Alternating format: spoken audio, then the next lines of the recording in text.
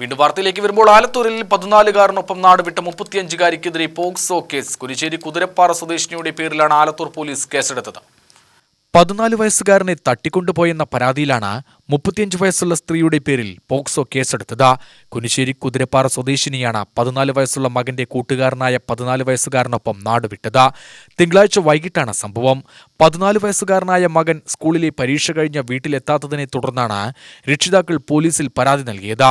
വീട്ടിൽ ചില പ്രശ്നങ്ങളുണ്ടായിരുന്ന കുട്ടി അനുജന്റെ കൂട്ടുകാരന്റെ അമ്മയെന്ന നിലയിൽ സൗഹൃദമുള്ള സ്ത്രീയോടൊപ്പം പോയതായി പോലീസ് അന്വേഷണത്തിൽ കണ്ടെത്തി.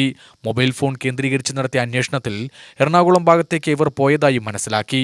എറണാകുളത്ത് ബസ് ഇറങ്ങിയപ്പോൾ തന്നെ പോലീസ് എത്തി ഇവരെ കസ്റ്റഡിയിലെടുക്കുകയായിരുന്നു. കുട്ടി സ്വന്തം ഇഷ്ടപ്രകാരമാണ് തന്നോടൊപ്പം വന്നതെന്നാണ് യുവതിയുടെ മൊഴി.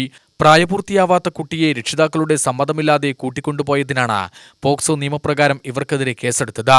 പരീക്ഷ കഴിഞ്ഞ ശേഷം യുവതിക്ക് അടുത്തെത്തിയ 14-കാരനാണ് എങ്ങോട്ടെങ്കിലും പോകാമെന്ന് പറഞ്ഞതെന്നാണ് പോലീസ് പറയുന്നത്.